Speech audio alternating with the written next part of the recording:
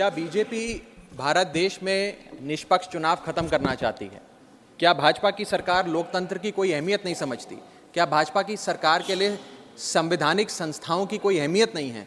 क्या भाजपा सरकार हर संवैधानिक संस्था को अपनी कठपुतली बनाना चाहती है? क्या भाजपा सरकार सुप्रीम कोर्ट के फैसले की कोई सम्मान नहीं करती, उसकी कोई अहमियत नहीं समझती? ये कुछ सवाल हैं जो बिल पढ़ने के बाद मेरे जहन में आए, और वो इसलिए आए क्योंकि इस बिल के माध्यम से ये सरकार चुनाव आयोग को पूरी तरीके से अपने नियंत्रण में लेना चाहती है, यानी कि चुनाव आयोग पे पूर्ण कब्जा चाहती है। मैम, चुनाव आयोग के 3 सदस्य होते हैं, एक मुख्य चुनाव आयुक्त यानी कि चीफ इलेक्शन कमिश्नर और 2 अतिरिक्त इलेक्शन कमिश्नर्स। इनकी चयन और नियुक्ति इस बिल के माध्यम से पूरी तरीके से सरकार के हाथों में आ जाएगी और वे जिसको चाहें, चाहे वो पार्टी का शख्स हो, यस मैन हो, पार्टी मैन हो, जिस मर्जी को चाहें वे चुनाव आयुक्त बना सकते हैं। चुनाव आयोग की हमारे देश के चुनावों में बड़ी महत्वपूर्ण भूमिका है। किसका वोट बनेगा, किसका वोट कटेगा, ये चुनाव आयोग तय करता है। किस तारीख पर चुनाव होगा, कितने चरण में चुनाव होगा, ये चुनाव आयोग तय करता है। ईवीएम मशीन कहां कहां भेजी जाएंगी, उसका नियंत्रण, उसका मैनेजमेंट, उसका योग, उसका प्रयोग, सारी चीजें चुनाव आयोग तय करता है। तो इसीलिए चुनाव आयोग एक बड़ी महत्वपूर्ण संस्था है इस देश के फ्री एंड फेयर इलेक्शंस के लिए। Ma'am, I will mince no words. This bill is going to destroy one of the few remaining independent institutions in India, that is the Election Commission, and thereby dislodge free and fair elections from India. ये bill 3 व्यक्ति या संस्था का अपमान है। पहला अपमान है सुप्रीम कोर्ट का। क्यों? क्योंकि सुप्रीम कोर्ट ने इसी साल मार्च 2 को 2 मार्च 2023 को 5 जजों की संवैधानिक पीठ ने सर्वसम्मति से एक फैसला दिया, और वो फैसला ये था कि सरकारी हस्तक्षेप, सरकार का कोई भी दखल चुनाव आयोग की नियुक्ति में नहीं होना चाहिए। यह खत्म करने के लिए हम एक समिति का गठन करते हैं। उस समिति के गठन से मुख्य न्यायाधीश को हटाकर एक कैबिनेट मंत्री को डालकर उसका संतुलन बिगाड़ने का काम और सुप्रीम कोर्ट के फैसले को पलटने का काम इस सरकार ने किया, ताकि एक ऐसी व्यवस्था बन जाए जिसमें जो शख्स ये चाहे वही चीफ इलेक्शन कमिश्नर बनेगा।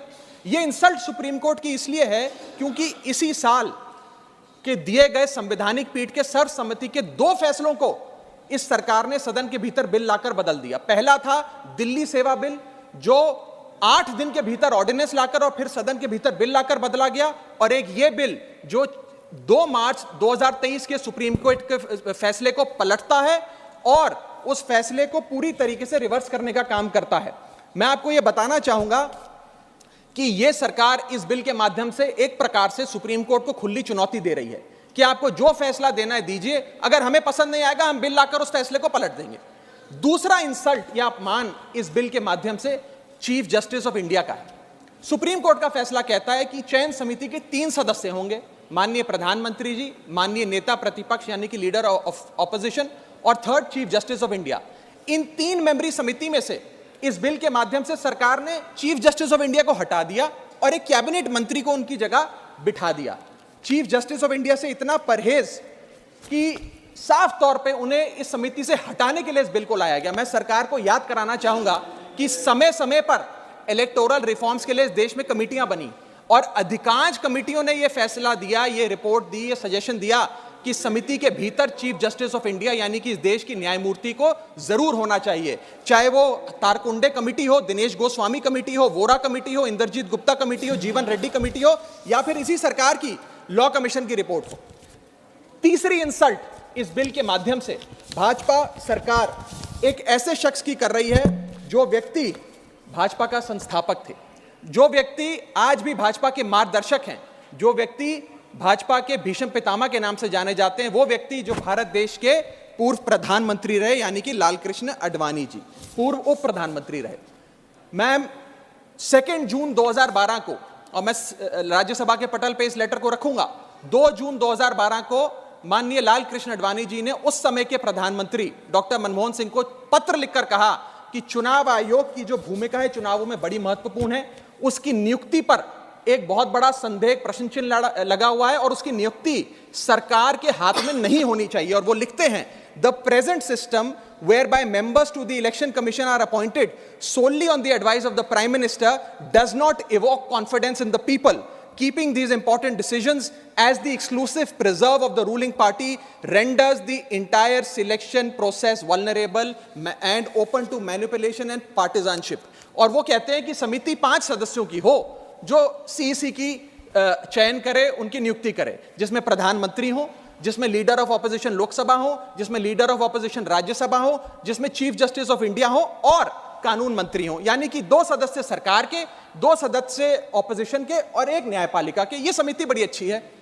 यानी कि अडवाणी जी भी चीफ इलेक्शन कमिश्नर की स्वतंत्रता के लिए, चुनाव आयोग की स्वतंत्रता के लिए लड़ते रहे, लेकिन इन लोगों ने अडवाणी जी को भी उनके हक की, उनके अधिकार की बात नहीं दी। आज मैं सदन में दूसरी बार लालकृष्ण अडवाणी जी के हक की, उनके अधिकार की बात मांगने के लिए खड़ा हुआ हूं। पहला जब उन्होंने दिल्ली सेवा बिल पर कहा था दिल्ली को पूर्ण राज्य का दर्जा दिया जाए, और आज जब उन्होंने कहा कि चीफ इलेक्शन कमिश्नर की नियुक्ति स्वतंत्रता से हो, निष्पक्ष तरीके से हो। आगे मैं 3 महत्वपूर्ण कारण बताना चाहूंगा मैडम, जिसके चलते ये बिल को आज मैं और मुझे लगता है समस्त विपक्ष अपोज करता है। पहला कि ये बिल पूरी तरीके से इलीगल है, गैर कानूनी है, और वो इसलिए है क्योंकि you can not reverse a Supreme Court judgment without changing the very basis of it. यानी कि अगर आपको सुप्रीम कोर्ट के फैसले को पलटना है तो सुप्रीम कोर्ट जिस फैसले को देते हुए जिस आधार को रेफर करता है, आपको उस आधार को बदलना पड़ेगा। आप सीधा फैसला नहीं पलट सकते। लेकिन इन लोगों ने सुप्रीम कोर्ट के फैसले की मूलभूत भावना को इस बिल के माध्यम से चोट पहुंचाने की कोशिश करी है और निष्पक्षता को चुनाव आयोग की भंग किया है। दूसरी कारण क्यों ये बिल गैर का, इसलिए क्योंकि ये बिल बेसिक स्ट्रक्चर,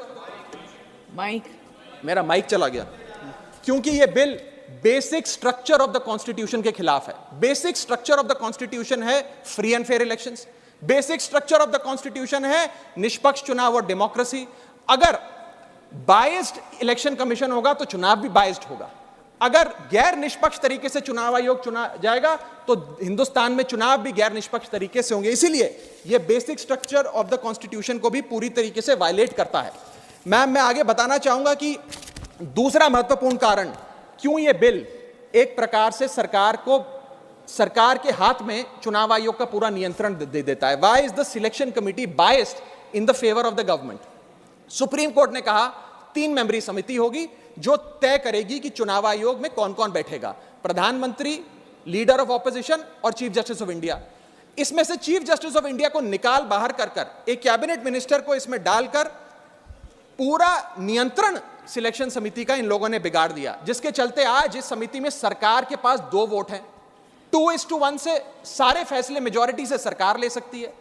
इसमें सर्वसम्मति से फैसला नहीं लेना, यूनानिमिटी से फैसला नहीं लेना। सरकार चाहे तो 2:1 से कोई भी फैसला ले सकती है। यानी कि सारा नियंत्रण, कौन मुख्य चुनाव आयुक्त होंगे, कौन चुनाव आयुक्त होंगे, यह सरकार के हाथ में आ जाता है। और यह एक ऐसी व्यवस्था बनाता है कि एक पार्टी मैन, एक यस मैन चुनाव आयुक्त बन सकता है। वो दिन भी दूर नहीं कि चाहे भाजपा अगर कल तो संबित पात्रा को चीफ इलेक्शन कमिश्नर बना सकती है मैडम, और 2:1 के रेशियो से संबित पात्रा देश के चीफ इलेक्शन कमिश्नर बन सकते हैं। आप सोचिए कि यह कितना खतरनाक होगा अगर वो चीफ इलेक्शन कमिश्नर बन गए। मैं आगे चलता हूं। पैरा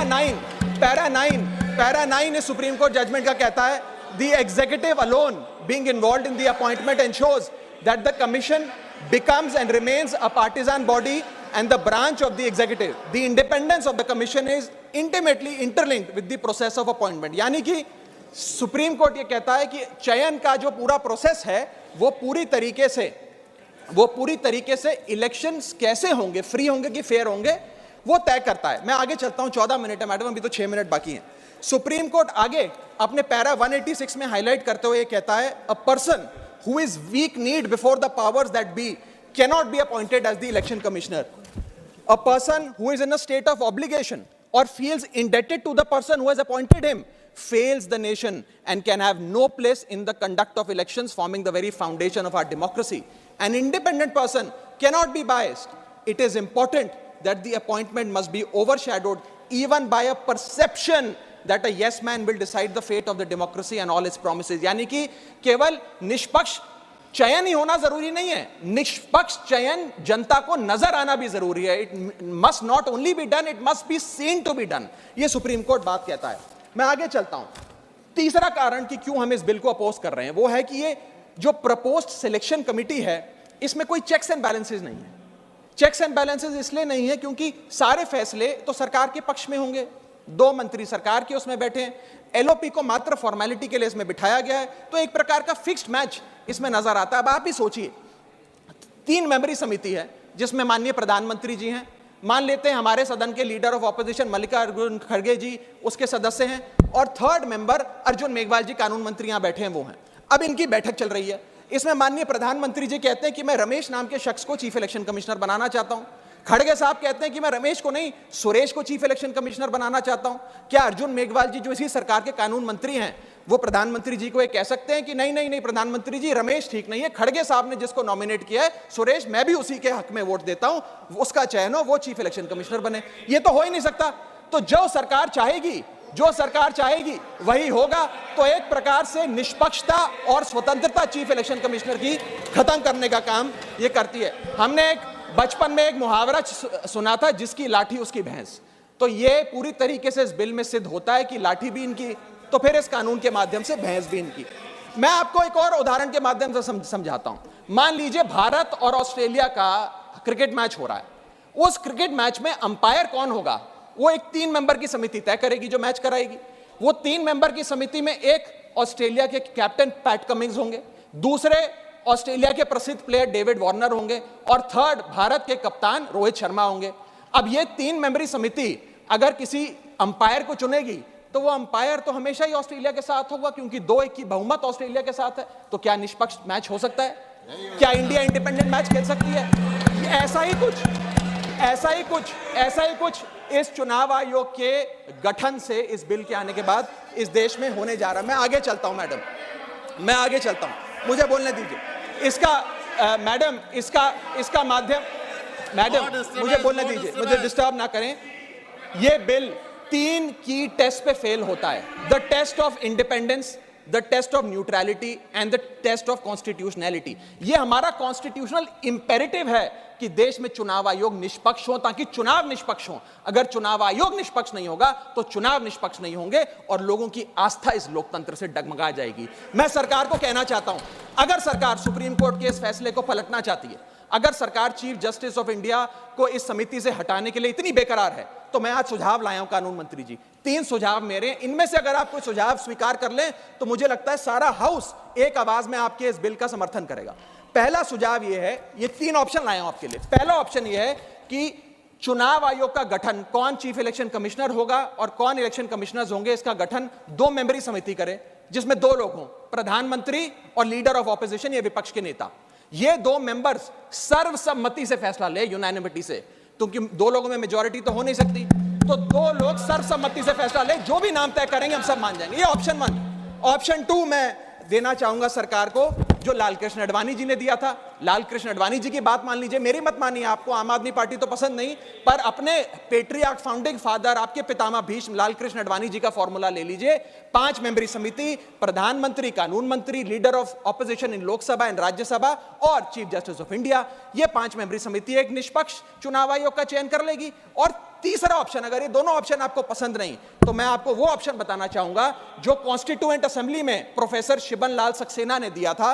वो था कि जो भी नाम ये चयन समिति तय करे, वो नाम सदन के भीतर लाए जाएं और 2/3 बहुमत लोकसभा और राज्यसभा से नाम पास हो जाए, वो आदमी चीफ इलेक्शन कमिश्नर बन जाए। मैं सकारात्मक बहस कर रहा हूं, मैं ऑप्शन लाया हूं। ये इन 3 ऑप्शंस में से कोई भी ऑप्शन चुन लीजिए, सारे विपक्ष को मनाने की, एकजुट करने की जिम्मेदारी मेरी। मैं अंत में अपनी बात समाप्त करने से इतना बस कहना चाहूंगा मैडम, कि ये बिल एक डे लाइट रॉबरी है हमारे देश की डेमोक्रेसी की, लोकतंत्र की। इस बिल के माध्यम से भाजपा डेमोक्रेसी को हाईजैक करना चाहती है। And I on behalf of the आम आदमी party oppose this bill, vehemently oppose this bill, because this bill will ensure that India, which is today known as the mother of democracy, will tomorrow unfortunately be known as for mockery of democracy. Mother of democracy से mockery of democracy तक का सफर आप इस bill के माध्यम से तय करने जा रहे हैं। मैं हाथ जोड़कर आपसे विनती करूंगा, इस बिल को वापस लीजिए। लोगों की देश के लोकतंत्र में बहुत आस्था है, उस आस्था से खिलवाड़ करने का काम मत कीजिए। बहुत बहुत शुक्रिया। जय हिंद, जय भारत।